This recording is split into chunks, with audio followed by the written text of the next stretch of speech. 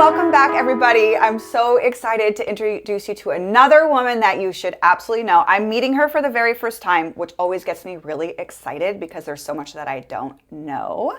I'd like to introduce you to Megan Nelson. She works with Hidden Harvest. And I want to give a big shout out to Michelle from Active Balance because you nominated her, and we love to see the women supporting all the women and doing all the things. So thank you, thank you, thank you.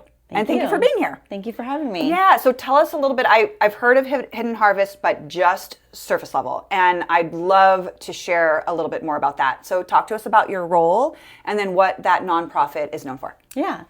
So I serve as the Director of Operations, and what I do, I feel like Director of Operations actually sounds a little limiting to what I do because we're very small. We've got an Executive Director, myself, and then we have a full-time warehouse staff and a part-time guy. Okay. So it's very small staff. Mm-hmm. So Francisco and I, our executive director, we do everything. You know, we're handling everything. So we're doing, I do a lot. Francisco's out talking with our farmers. I'll tell you about what we do, but he's out talking with the farmers. He's working in the warehouse with the guys, overseeing them, going out to events and speaking for Hidden Harvest. And I feel more a little bit behind the scenes, operations, internal governance, and all of that stuff. So I feel I like what I do. I really love what I do. I like to problem solve. Okay. And so there's a lot of that, especially in small nonprofit. So there's a lot of trying to figure out, you know, we need to do this. Well, how do we do it? How do we do that? I'm on it. So I love that. I feel like I'm really thriving in my what I enjoy doing and my strong suits. How long have you been with the nonprofit? I've been with Hidden Harvest since 2022. So so about 4 years. And how long has it been around? Hidden Harvest has been around for 25, 26 years. See, this is the crazy thing, and here in the Valley? Local only. Yeah. So this is the crazy thing about the Valley is that there are so many little hidden gems around things like this that people are not aware of. Yeah. And to last that long and be such a small nonprofit, I mean, that's saying a lot. Yes. So tell us what actually the nonprofit focuses on. Yeah, so Hidden Harvest is really special. We rescue produce, which means local packing houses, they donate produce to us. So they have produce that they aren't going to send to market because market prices have changed. So it's too expensive to ship it out. It's really expensive to move produce around the whole valley or even just in the region. So sometimes market prices change, so they don't want to send that produce to the market because it's going to be too expensive. Sometimes the produce is too big or too small. They have set boxes where, you know, a certain number of items need to fit in there. So, and you know, they have it dialed in. They're a well-oiled machine. You have to, yeah. So a lot of this produce is beautiful produce. There's nothing wrong with it. It's not about to go bad or anything like that. It's just not something that they're going to send to market. So what they used to do before, because they had nowhere to send it, is it would get thrown away. Oof. So, and I bet that's pounds. It's pounds and pounds. Yes, it's thousands of pounds of produce. So what Hidden Harvest has done is partnered with them, and they love it also because this food's not going to waste. They give us that produce. They donate it to us. No cost. No cost. Wow. So we go and we pick it up. So we get thousands of pounds of produce donated to us from local packing houses. We also get produce. We work with local small farmers. And we help them, we support them in their small farming operations. They're running a business, but it's a very hard business to run. Sure. And so we come in and we support them wherever we can so that they can succeed. We buy produce from them. So we negotiate a deal that's fair for them and also fair for us because we're a nonprofit. Because what we then do with all of this produce is we turn around and we give it all away for free.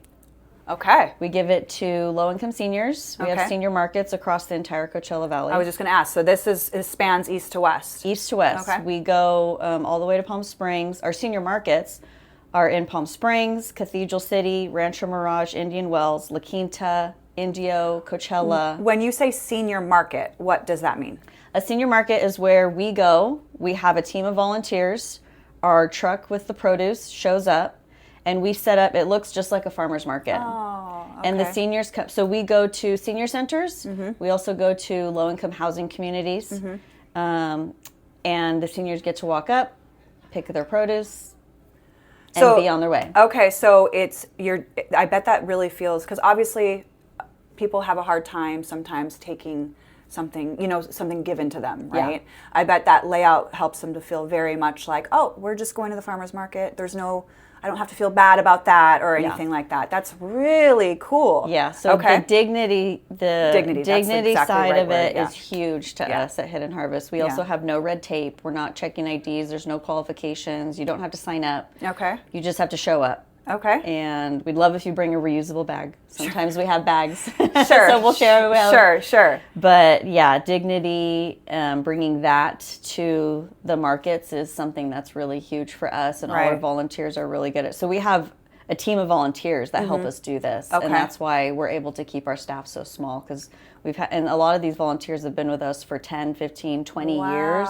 So they believe in Hidden Harvest just as much as well. Yeah. We also have our community partner program. Mm-hmm. And that's where we give produce to other local agencies. So Fine Food Bank, Coachella Valley Rescue Mission, Hanson House, these other agencies that we all know and love. They're doing amazing work. They also need produce also. Sure, for like fresh food. Fresh food. So we only do fruits and vegetables. Mm-hmm. Okay. No prepackaged foods. We have a lot of food agencies in the desert that are really great at getting food out to those who need it. Mm-hmm. Fresh food is one of those things that's just a little bit harder to acquire, to manage and handle and all those things. So that's something that's kind of lacking a lot of times. And the healthiness of it, right? Like obviously there's so much value in the boxed whatever, and that you have to have that. Yeah. But having a fresh fruit or vegetable, I mean, that's important. Nourishing to your body. It's like I think it's almost even more important. Yeah. I had a lady call the other day and she said, I just learned about you. When's your next market? I'm a senior, but I'm also diabetic and I have to watch what I eat, and some of these boxed food, she's like, it's great. I share the food. There's a lot of food I can't eat though. I share it with my neighbors, it gets used, but I heard you only do fruits and vegetables. How do I get your food? Yeah. She was asking, like, what do you need from me? And I was like, nothing, just show up. Here's what city are you in? Here's our next market. So show up, get your bag of food, and wow. Yeah. So is this like a regularly scheduled program? Like on Thursdays you're here, on Fridays you're here from this time to this time? Yeah, we have our schedule online. So if you're a low-income senior and you need fresh produce, they can go to our website. Okay. And we've got our produce distribution schedule on there. We also have our volunteer sign-up schedule on there too. So if anybody's interested in volunteering, we always need more volunteers. Again, there's so many nonprofits, and I think it just speaks to how passionate people are here about giving back. Yeah. And there's so many ways to do that. Yeah. You just got to find what kind of speaks to you. Yeah. Right? Absolutely. So if somebody was interested in being a part of this, what's the time commitment? What could they expect? And obviously, I'm sure they go to your website to sign up, right? Yes. Okay. Go to the website to sign up. The time commitment for one senior market, if you just wanted to show up and volunteer at Coachella Senior Center, it's about 45 minutes. Oh. They're really fast. Yeah. They're moving fast. Sure. So be ready for that. Sure. Wear closed-toed shoes. Sure. Don't, wear clothes that you're afraid to get a little dirty because you might be moving boxes of produce. Right. But they do move fast. The truck shows up, and a lot of these volunteers have been doing it for a long time, so you'll kind of learn by seeing too, but you'll see they start unloading the carts, they start unloading the produce, and then the seniors are getting their food, and we need another box of tomatoes, so they get it off the truck and they bring it over into the cart. They move fast. So if you just wanted to volunteer for one market, it's about 45 minutes. Okay, so that's almost that's no time. Yeah. And I'm sure it's very meaningful to be very meaningful. Yeah. When you're there and those seniors are, showing their gratitude, they're just saying thank you. Mm-hmm. This has helped me not stress. We just got a stack of thank you cards from Desert Rec has a couple of senior sites out in North Shore and Mecca, and their seniors took the time to write handwritten thank you cards and sent them to us. And they're always saying how it's so nice not having to stress about getting fresh food for their diets. It's so much better for their health. Mm-hmm. But having the face-to-face interaction is really special. Being there at the senior markets is really special. Yeah. So outside of volunteers, which every nonprofit needs, what would you say is a really great need that Hidden Harvest has right now? Always funding. Okay. We have a couple of things going on right now. We're running a small spring campaign. Okay. That will be closing soon, but we're trying to raise $10,000. Okay. It's for a pre-cooling unit. And we're going to build this pre-cooling unit, but we need the funds in order to buy all the components. What a pre-cooling unit is, I always have Francisco explain it because he's the guy who knows all the farming stuff. Okay. But I'm sure you're going to do just fine. okay, I'm going to do my best. So a pre-cooling, okay, so produce that goes to the packing house, they cool that produce. They have pre-cooling units, but these units are, it's like the size of this room. Okay. You know, it's like a huge thing. You need it because when you're picking produce off of the field, so this is what happens with our small farmers, it's warm. Produce doesn't come off of the field refrigerated. I mean, I want to say duh, but I also never thought that. You don't never think thought about that. I know. But yeah, until it's pointed out to you. You're like, go, oh yeah, duh. Yeah. So it comes off the field warm, and when you just stick it in a cooler, it starts to sweat. Right. Moisture means Rottens it. Exactly. So it's not going to have as long of a shelf life. Okay. So what the big packing houses do is they have all this produce that comes off the field. It's all on a huge pallet. They push it up against this wall, and that has like a unit on it that sucks all the hot air off of those pallets. They put like a tarp over it, so it creates this real strong suction power. Sucks all the hot air off of it, and then while it's doing that, it's sucking the cold air in from the cooler that it's sitting in.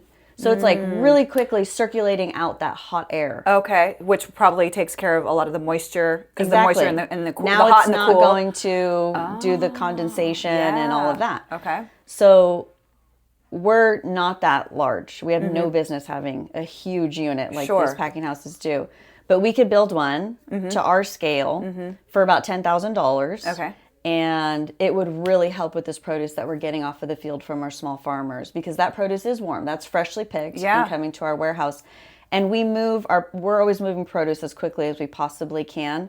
But having that will just give us a couple more weeks of time to find a place. Huge. That's huge, because the food lasts longer. You can actually, I mean, because I'm sure there are times you have to throw things away.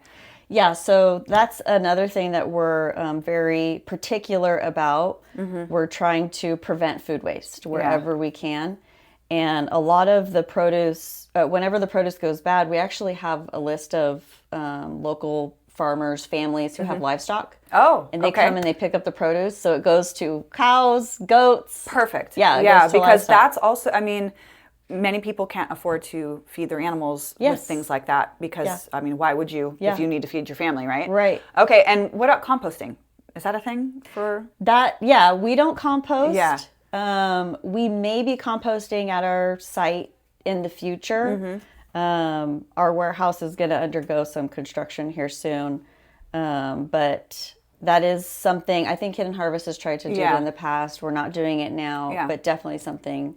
So if somebody wanted to help with this funding of this, how would they go about that? So you're trying to raise money to have this large cooling, pre-cooling unit to be able to keep your food and vegetables fresher for a longer period of time. Yes. And somebody wants to help you with that. So how do they do that? Go to hiddenharvest.org and click donate, and you'll see the campaign right at the top of the page. Okay.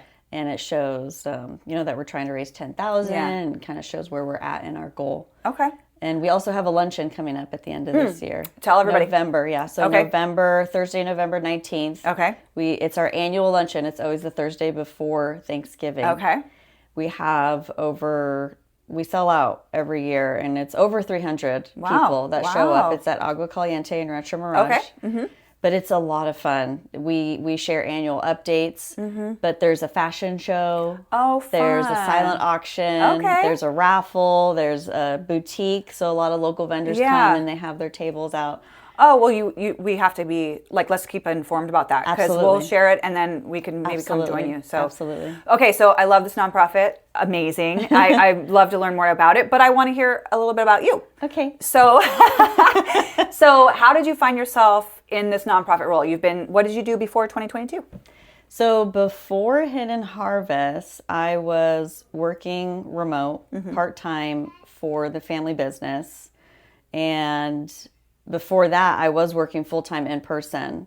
We were living here in the Coachella Valley, and my husband and I were shopping for our first home. We bought in Yucca Valley. Okay. So we moved. Okay. So we did the commute for a year. And because we were both working at the family business. And that became too difficult because we also had two young children at the time. They're older now. But I had always been interested in homeschooling. Okay. And so I was like, I think I want to go part-time, remote, and homeschool. Okay. So did that.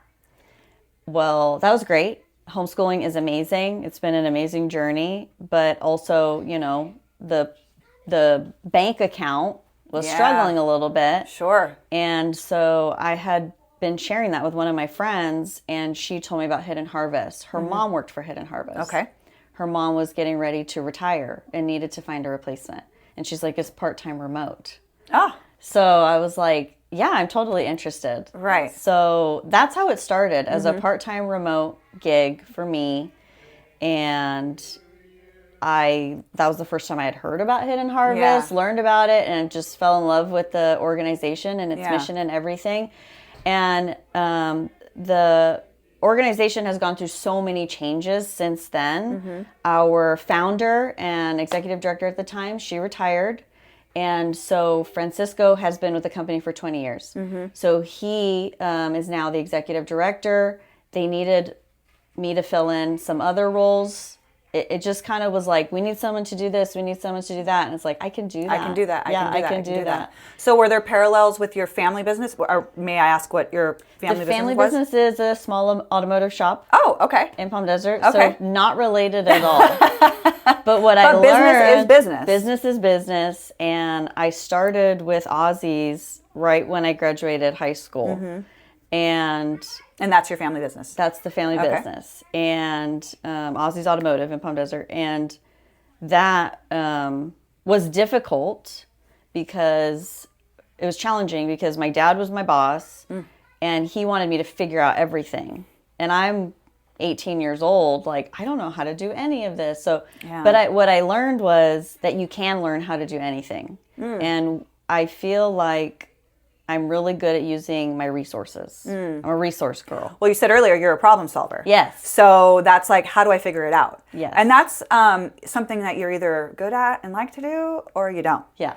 But it's something that comes in incredibly handy. Yeah. Yeah. Yes. For sure. For sure. Okay. Very cool. So was it difficult to transition from like being a full-time not employee, but working in business full time, to then now balancing your energy around teaching your kids homeschool and still working remote and doing all of that? Was that difficult? It was very difficult. Okay. It was very difficult, especially because, well, we took the leap of faith in the fall of 2019 and started homeschooling. Oh, shit. Yeah.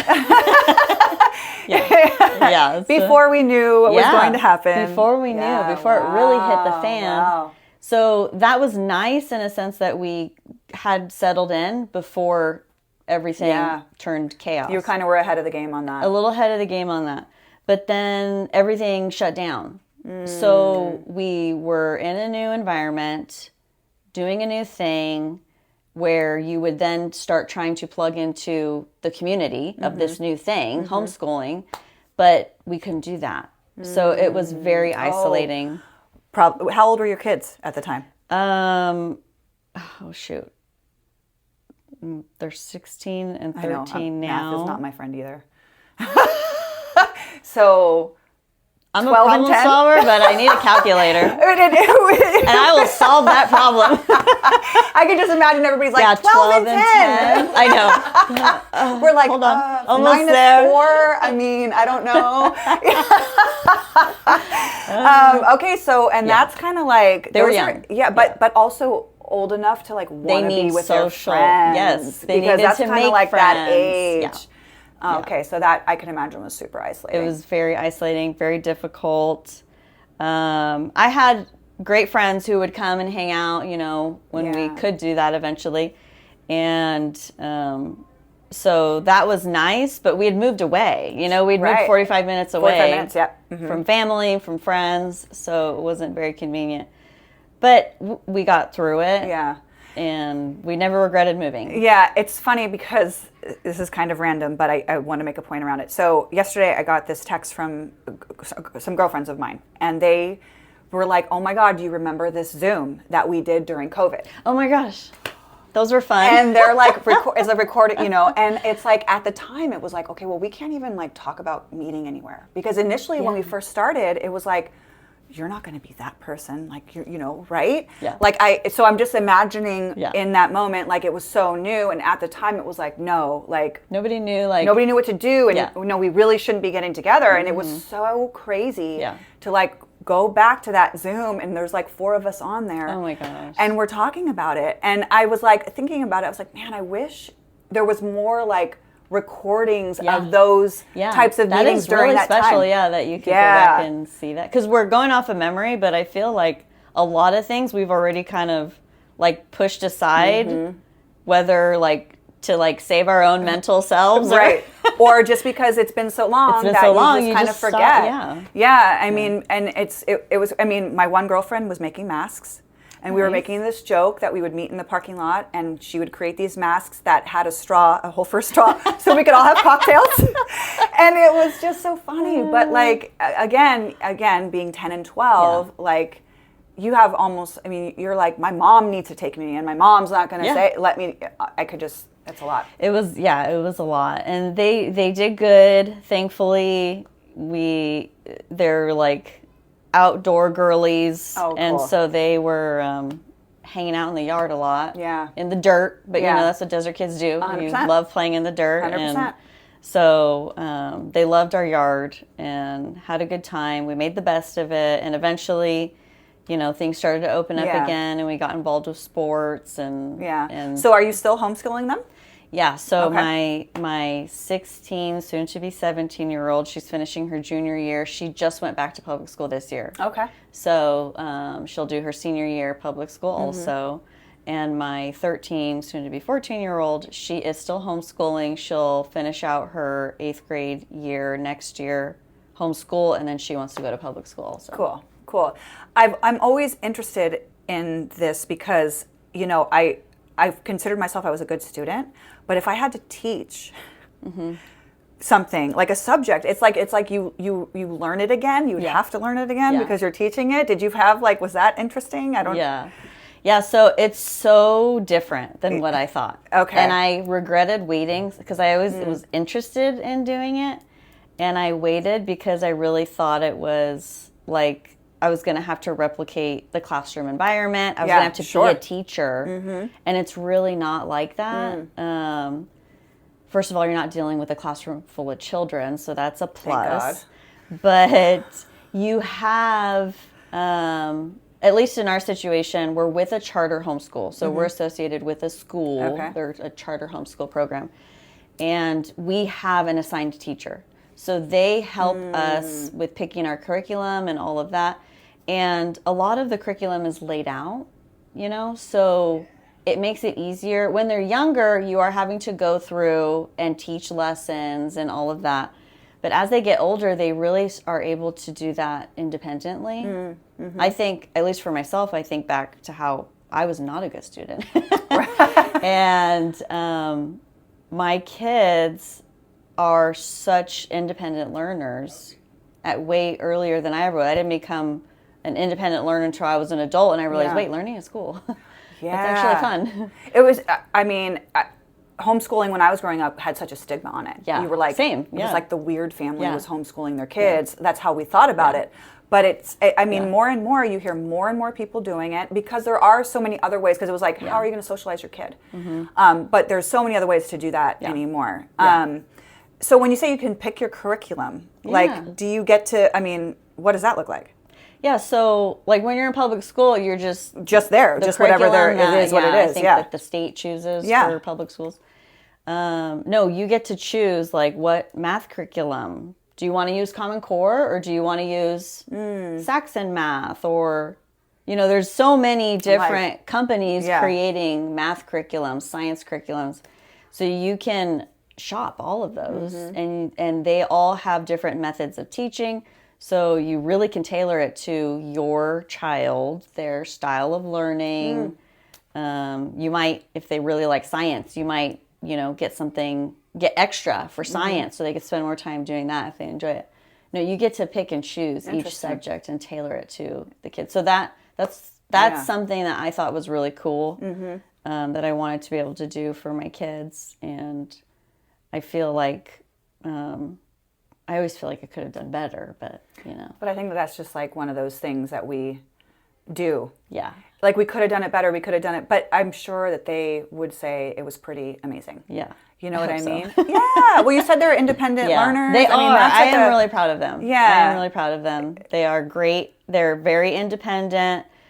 Grace going back to public school, she's done really well. And this was a decision that she was like, I want to do this? Yeah. And did you feel like nervous about that? I did feel nervous. She mentioned it when she was a freshman, and I definitely felt nervous just because it's like, I don't know. I don't, what is it going to be like? Yeah. You've been homeschooled now for years this now. long. Yeah. Yeah.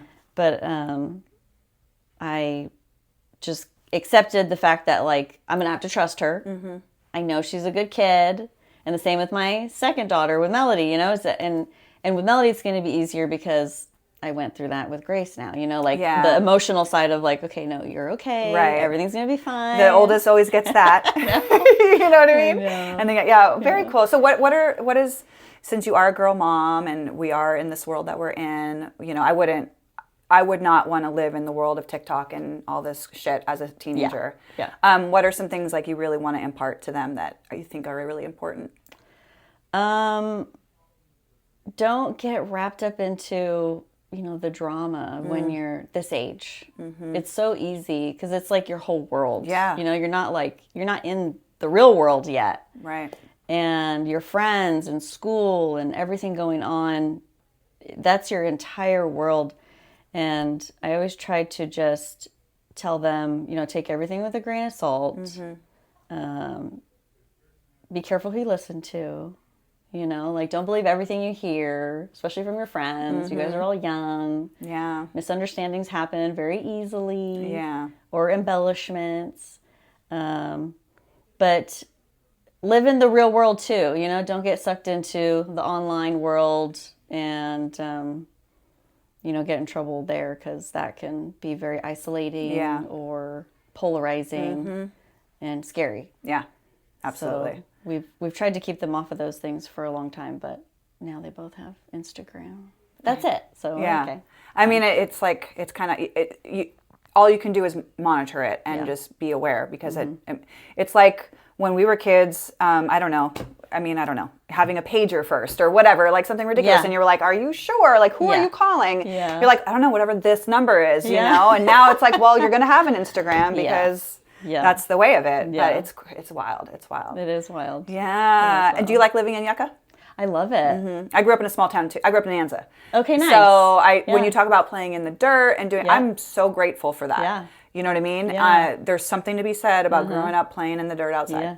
There is. It's like, it doesn't even seem like that big of a deal, but I grew up in the La Quinta Cove, and the La Quinta Cove then was mostly dirt lots still, and so we grew up, running around on the asphalt barefoot and playing in the dirt lots and making forts in the desert. I don't know how you do that, but we did. You did, and you didn't think twice about it. No. Yeah, it's wild. It's fun, and you just get to be a kid, and I think that they were able to experience that, which helped, and they have expressed that they've appreciated their upbringing and whatnot, but yeah, it's fun to see your kids grow and turn into their own individual selves, their personalities and all of that. But yeah, that's wild. Yeah. Wow, very cool, very cool. Is there anything else that you'd like to say, or any thoughts or anything before we go? Hidden Harvest. Hidden Harvest? Yes, that is the thing. That's really, really special. Yeah, hiddenharvest.org. All of our information's out there. We've got We'll make sure to have events. it so that everybody knows about your upcoming events and stuff like that too. And #GirlMom. #GirlMom. I love my girls. Yeah. And yeah, be a good person. Be a good person. You heard it here first. We totally subscribe to that. Thank you so much, Thank Megan. you. Give me a hug. It was Thank such a you. pleasure. Oh, thank you. This That was fun. fantastic. Yeah, thank you.